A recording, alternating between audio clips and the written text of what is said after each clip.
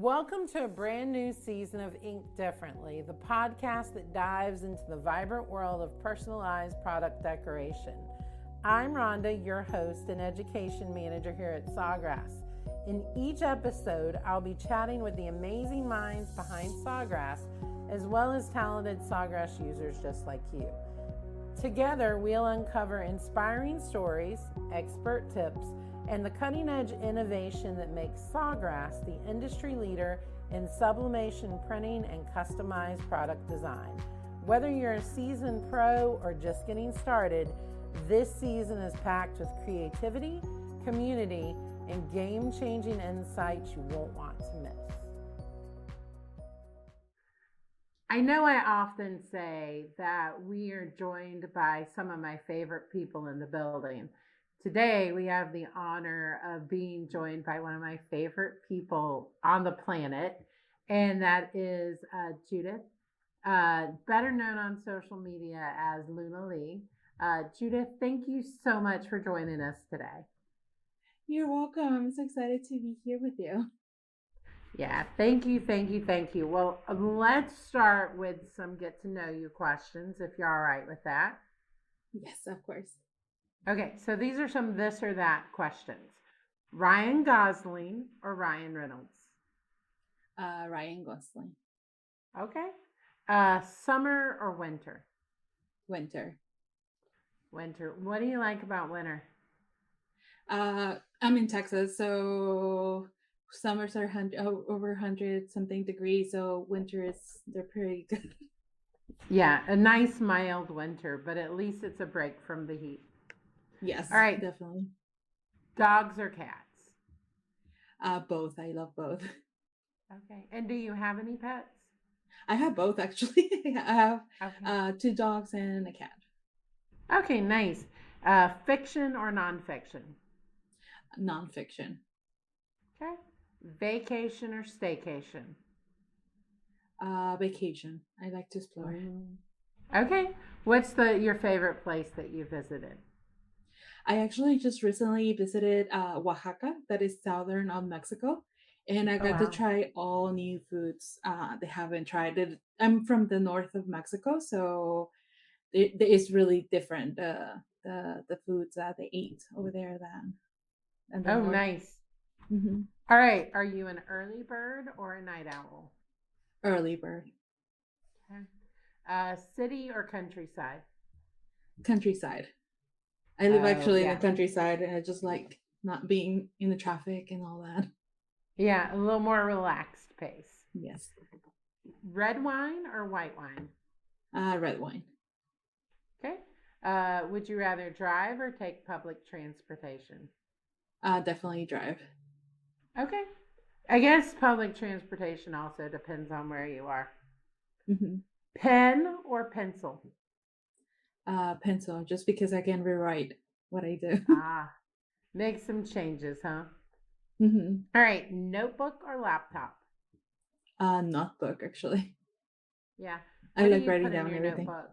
You write down everything? I love writing down every single day. So just because I get to get that sometimes frustration, sometimes inspiration, creativity. So I just love doing that. Awesome. Thanksgiving or Christmas? Definitely Christmas. I'm a Christmas lover. Yeah, we're getting close too, aren't we? Yes. Okay, dine in or delivery? Dine in. Dine in, okay. And then would you rather text someone or call them? I like calling. And just getting, I don't know, talking over the phone. I just like it. Yeah. All right. Fake or real fireplace? Real. Real. Okay. And then finally, cupcake or cookie? A cookie. Cookie. Now, like a chocolate chip cookie or a decorated cookie? I actually like the oatmeal with chocolate cookies a lot. Oh, yeah. Those are nice. All right. Well, thank you for playing along. We're going to get into the real meat of the questions. Okay. All right. So, Judith, tell us a little bit about yourself. A little bit about myself. Of course, my name is Judith, like you said. But most of the people know me as Lunally online. I started crafting since I was little. I've been crafting my whole life, but when I became a mom, it became like a creative outlet, and that just like making bows for my kid, for my daughter, little like tutus, and just like a lot, just about anything. And Yeah. so it quickly became a passion because every single time that I was like, it was the birthdays, I just loved doing uh everything for them, for the birthdays. And so what that that that's when I got a Cricut, and it just started growing more and more and more. And so over the years, I specialized doing like Cricut projects, sublimation, foil, and now with the new system VersiFlex, I'm trying to like everything that I can with it. And just all of this just became as showing my business out there, just because I wanted to sell around the US.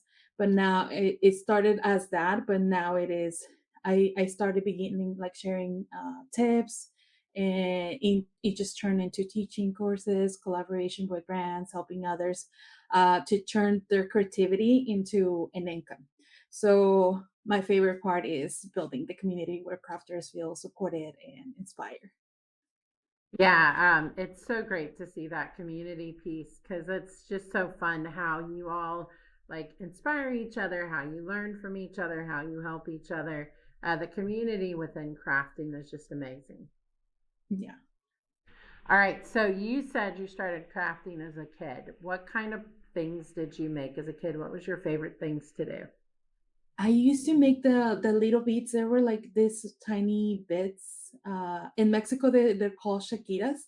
They're the Okay. tiny beads, and you can make like flowers with it, and you just make like bracelets and all that. And Oh, wonderful. so it's really funny because my husband always asks me, "Is like, how do you like start it?" And I always tell him like that I used to make them just because I love making it. But then there was a time that um, it was Mother's Day coming up, and so I wanted to. There was another crafter that was making like crosses with, I can't remember what technique was it, but it was really cute for my mom. And so I wanted to give that for my mom and for Mother's Day. And so I started selling those bracelets so I Uh, can buy that for my mom. So it has been like I've been selling crafts since I was little, just because I want to like buy something for my mom or like for a birthday or things like that. yeah, that's so awesome. And that just fits so well that, you're using it as kind of a side hustle even when you were little to have money to buy something else. That's pretty awesome. Now today, grown up Judith, what are your favorite things to make? Uh, oh my, I just love about everything. Actually, I like there is a day that I would love to cut with the Cricut and just like do layers, and then there's another day that I would like to just do wood and create something for like a like full decoration. Mm. Uh, So you're so always making. I'm always making. I'm not like one. Yeah, it just depends on the day and what I'm inspired to do that day. But Mm. I just love like experiencing and just like mix different techniques. That I think like that's one of my things. Like I just love trying out new things, even if they don't work. Yeah, I a couple weeks ago on the workshop made the wreath, and I did like all the normal wreath stuff, but then I added in the VersaFlex sleeves and the VersaFlex ribbon, and it was kind of cool just to combine it all and see how it looked. Yeah, exactly. Just like that, I get that. I still get that enjoyment of just like trying out different things. And like you said, I'm actually just I just bought a ribbon to VersaFlex with it. So we'll see how that works. If you haven't VersaFlex ribbon yet, it's probably my favorite thing because I can just see all the applications. Because doing ribbons with monograms for weddings, doing Yeah. ribbons with names for Christmas presents, there's just so much you can do. Yes, Yeah. exactly. Yeah, you're going to get hooked. Sorry. All right. I'm ready. There you go. So, how would you classify yourself? Do you consider yourself to be a crafter or do you consider yourself to be a seller?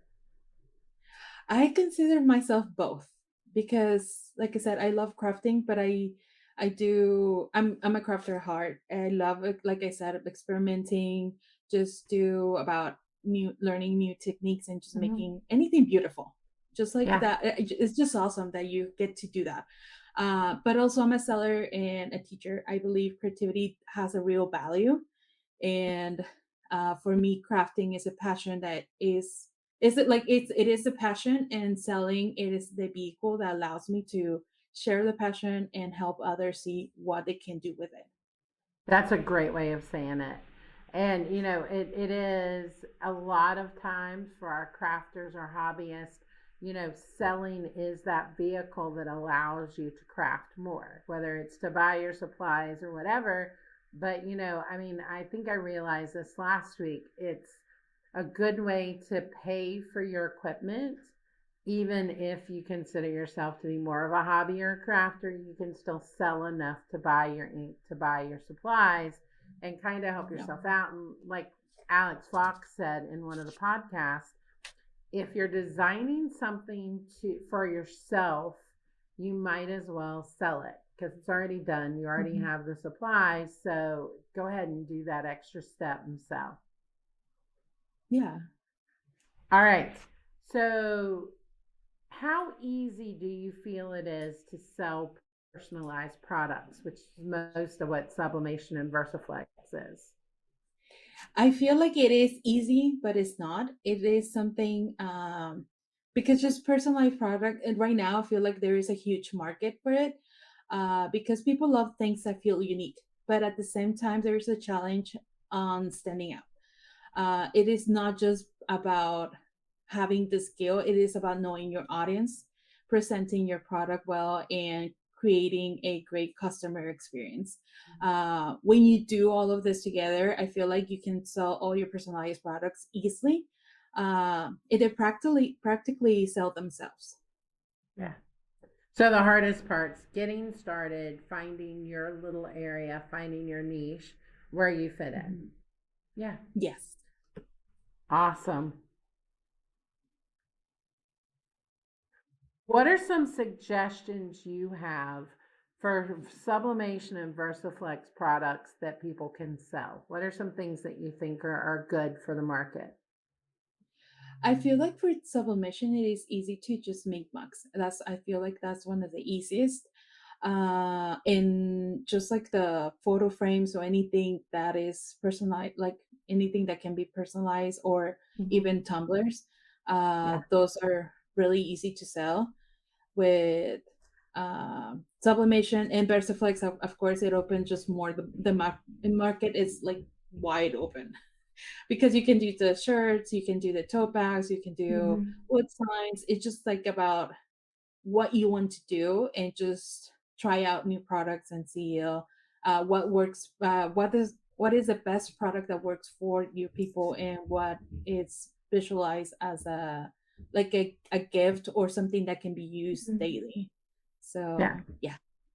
Yeah, I think that, and because I'll ask you, and I ask everyone, what are your tips for people who are selling and people who are making? And I think one of my big ones is only make things that you like making. So don't make yourself miserable. Don't make products just because they're popular. Make things that you enjoy making because that's part of it, right? Like why take a job that you're not happy with?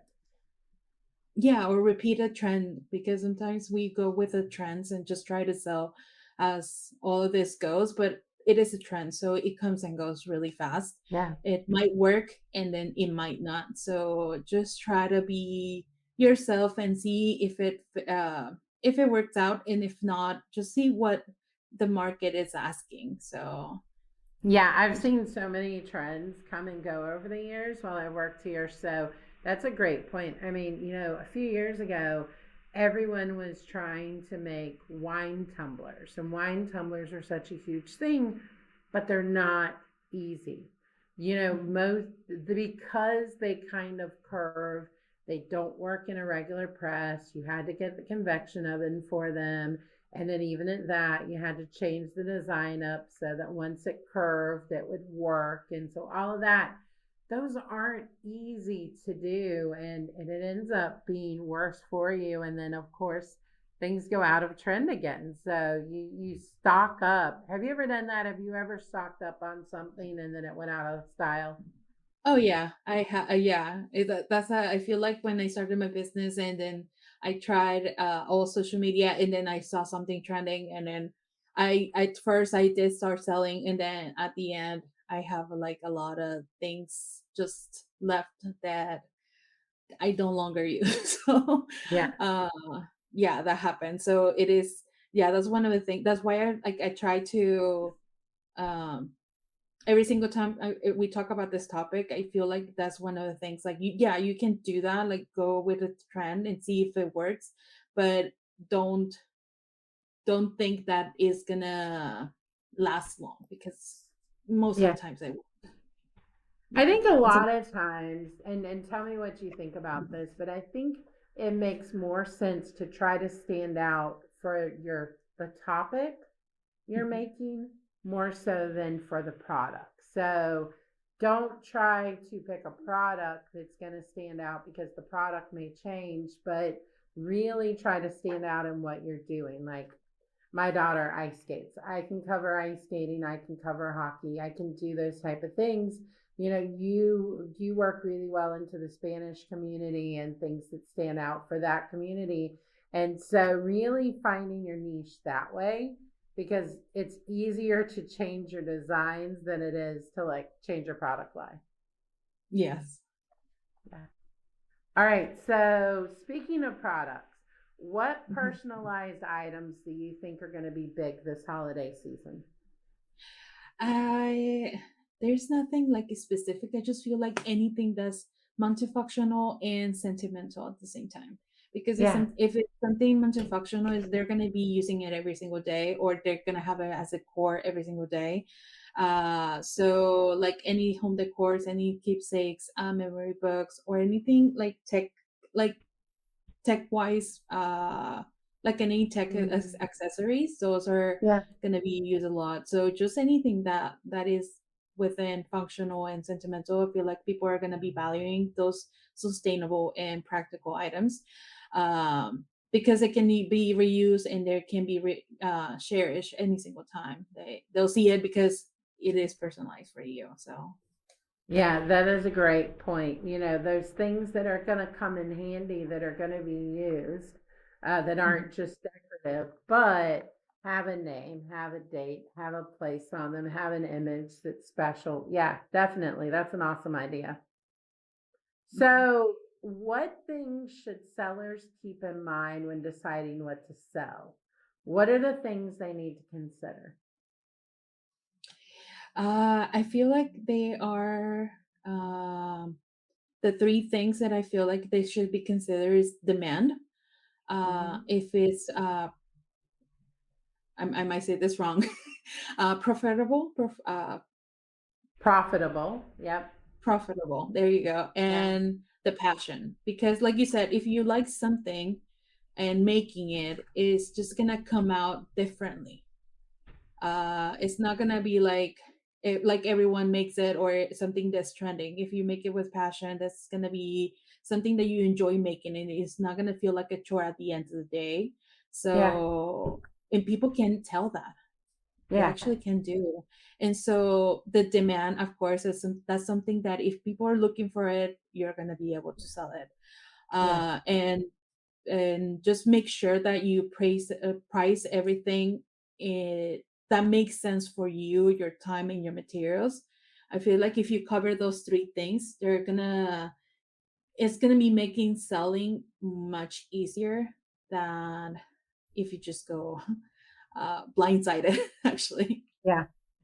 Yeah, and you know, that's the big thing. I mean, those three are phenomenal points. They're really important. And you know, you talked about that profitable. I think pricing is probably something that people struggle with the most. What are some of your tips about pricing items? Pricing items, actually, I do just recently talk about this.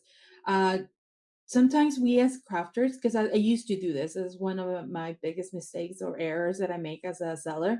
I used to just buy the item, so get the material for like the ink, the paper, and the blank.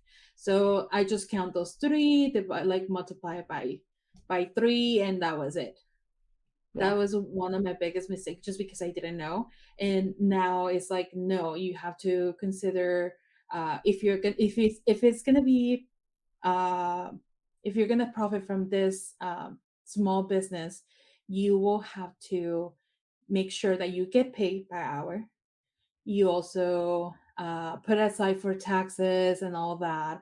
So, and then you have your light, you have things that you're using a lot that you might have to replace later on. So there's a lot more to consider. Mhm. So in order to for you not to feel like you're how do you say, like you're not gonna feel like at the end of the day you feel like you're not making any money, you're not making any profit for you, you're not covering your hourly rate and things like that. So yeah, I feel like that's it. I think it goes a lot into what the pricing, but it depends on what you're selling to. Yeah, it does. And I mean, the labor to do a mug isn't very high, but the materials to ship a mug are. So it Yeah. takes more effort to ship it. So you have to remember that too. Like you have to Mhm. price your boxes in there. You have to think about that. Something like a ceramic coaster may be a little more effort, so you have to think what's harder to make and then what's harder to ship. And then all of that is important. And it's really tough um, to really value your time too, to like, you really have to calculate it. As you said, how much do you deserve to be paid an hour for what you're doing? And then making sure that you properly estimate that. But I think if you think of yourself as your own employee, so like Mhm. how much would I pay someone per hour to do this job? What's acceptable? I think that's easier because I think sometimes when we think about our own time, we don't Mhm. value it high enough, right? Right. Yeah, Yeah, that's and got to because be tough.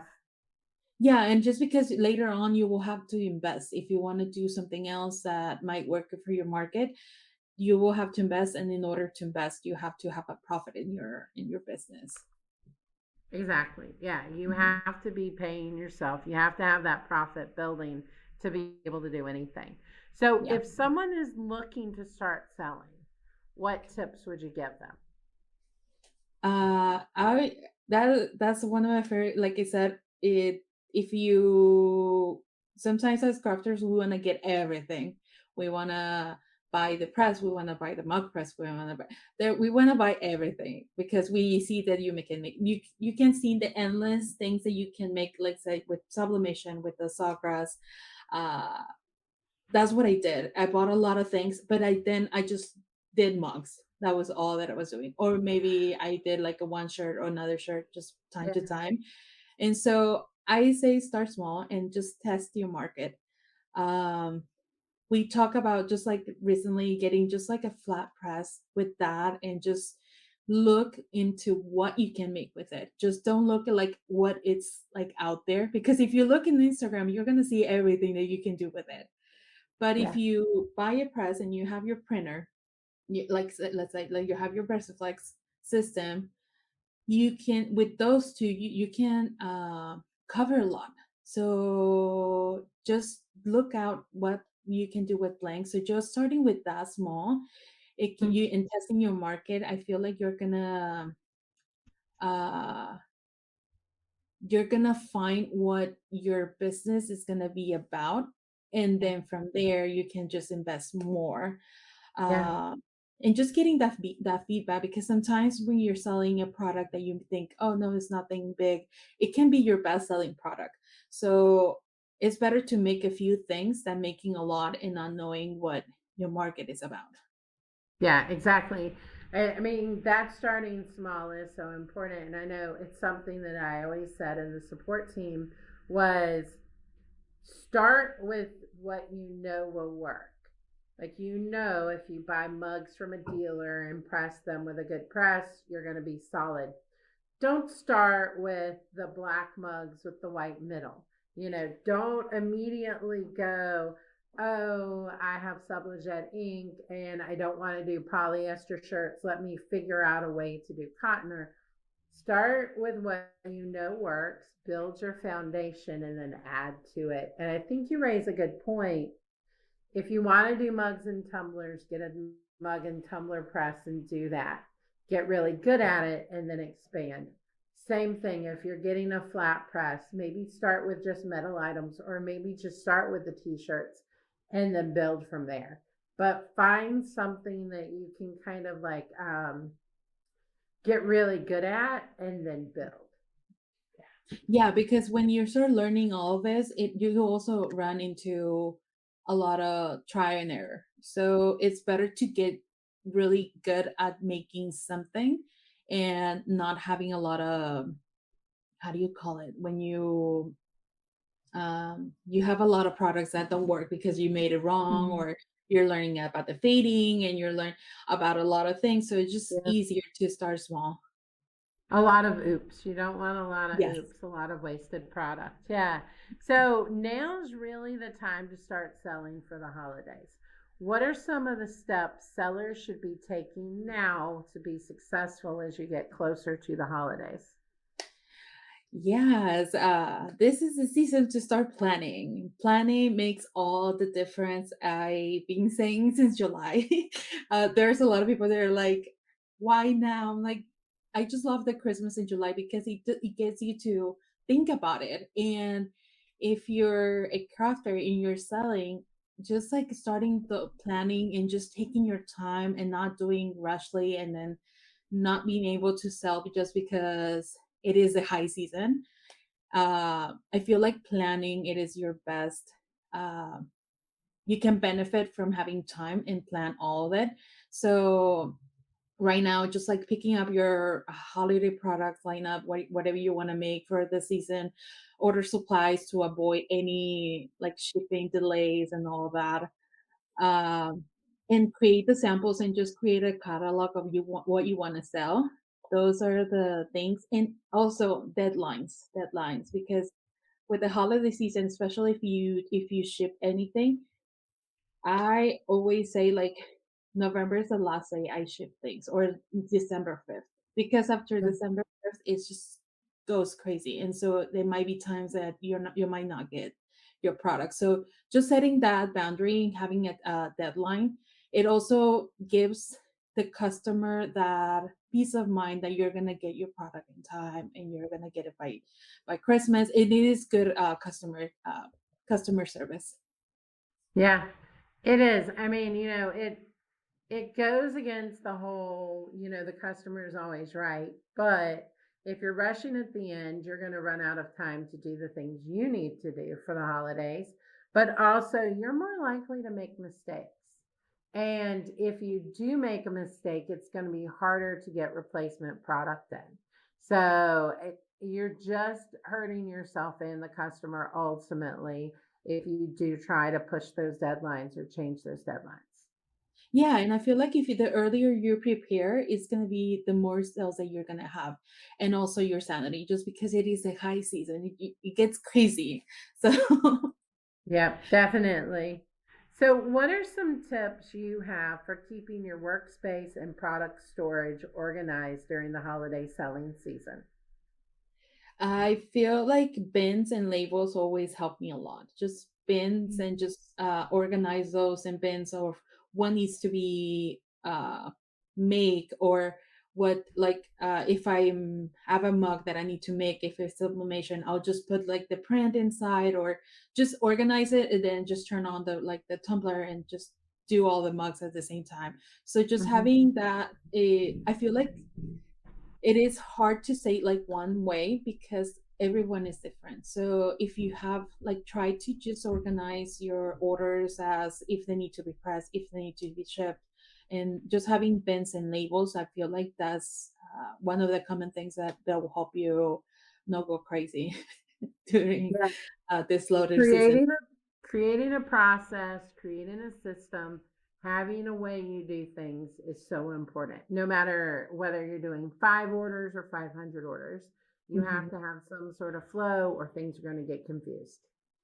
Yeah, and so that prevents to make any mistakes, and it just saves you so much time. And also just having like 10 minutes, because we go on the craft room, it goes crazy. You start making and just like everything gets chaotic.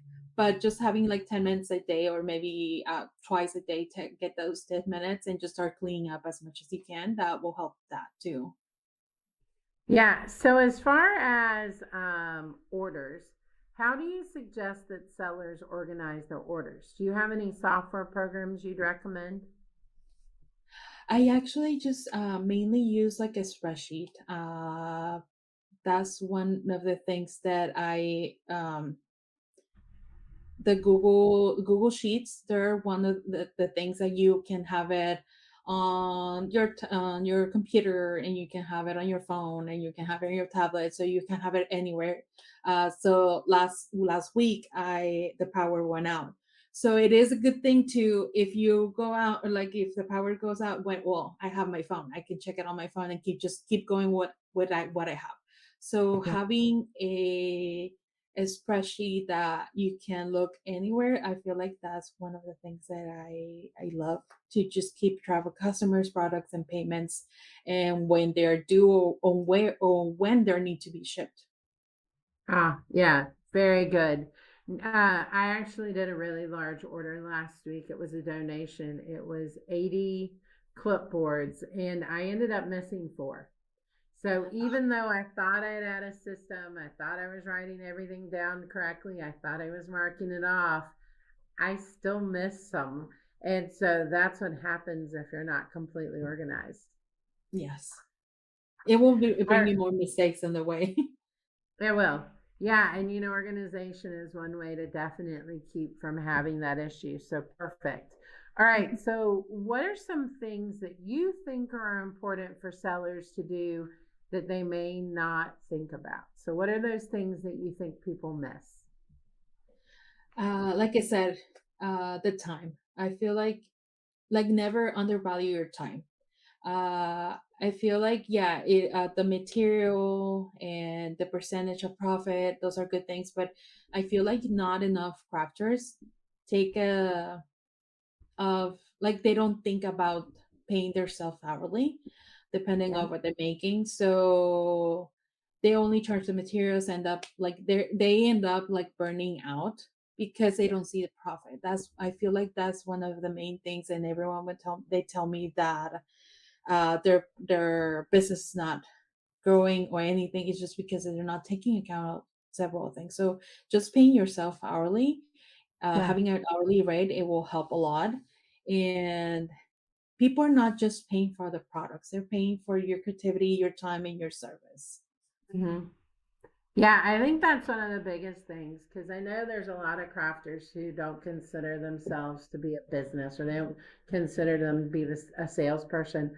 And I think an even bigger problem is I don't think that crafters always see themselves as artists. And ultimately, you are a creative, you are using what your talent, because I Mhm. don't think that people automatically see crafting as a talent when it is, because if Mhm. anyone could do this, then they wouldn't need to hire you to do it, right? Right. Yeah. Yes. No. Not everyone. It gets the creativity, just a lot. Just because I do have a lot of family, like most of my family members and most of my friends, they're not creative. So Mm-hmm. it is funny because they always tell me like, I wouldn't know how to make this. I wouldn't know how to do this, and I'm like, we as crafters, we feel like it's not that big, but then when you sell it out there, they're not gonna have your skills to design. They're not gonna have your skill or your creativity of making something different or standing out from others. So yeah, it is a big thing that we should be considered, that we are artists, we are crafters, we're doing something different that not everyone Yeah. has just because we have it. Yeah. Exactly. And the other thing to remember is that the person who is buying from you doesn't know how much time something takes. So you have to be your own advocate. You have to be the expert. I see it not only in what we do in personalized gifts, but also whether it's making a cake, whether it's making a floral arrangement, whether it's making a wreath, people don't know everything that goes into that. So don't be offended if someone questions your price, but also they don't all get the friends and family discount. Yes. No, they shouldn't. No, That's not never. how we run a business. Yeah. Now, you said something earlier and we didn't really talk about it. How important do you think customer service is for a small business? It is really important because that makes a presence, or that makes because you don't want to have a one-time customer. You want to have a customer that had a best experience, and if they do get the customer experience of just having like that one-on-one, or having that, like you said, like the mugs, you have to like make sure that you get it ready to ship, because they can break. That happened to me. So when that happens, you have to be able to replace it or see what works best, because um giving that best customer experience, it will help you in the long run, because that customer might return for more gifts or more items, and then from that customer you can get more customers, because people will see what they made, or they will want to work with you because they just love the gift, or either they're needing something and that person will recommend because you give them the best experience in your business. So yeah. Yeah, it's so important, and I think it's one of those things we talked about that gets overlooked. I don't think people Mhm. understand that they need to be a business person as well, that they need to be making sure that people are impressed and that they do want to come back and work with you. So yeah, it's very important. Well, Judith, thank you for your time. Where can our listeners find you online? They can find me about anywhere in Instagram, Facebook, YouTube, lunally.co. Uh, they will find me with all the Spanish. The good thing about Instagram is they're translating most of the videos. So yeah, most of my videos are in Spanish, but everyone's welcome, and to learn a thing or two. And so if anyone has any questions, I'm always welcome to my DM. So they can email me, have any questions. I'm more than open to just help each other and just keep building that crafting community. Yep, build that community. Well, thank you so much. I hope we get to hang out again soon. I haven't got to see you in a while, so hopefully we'll get to see each other. But thank you so much for your time today. You're welcome. Thank you. Thanks for joining us for this episode of Ink Differently. We'll drop a new episode the second and fourth Fridays of every month. But don't worry, you can catch us other times as well. Join us for our live workshops on our YouTube channel every Tuesday and Wednesday. Until then, have a great day. Bye bye.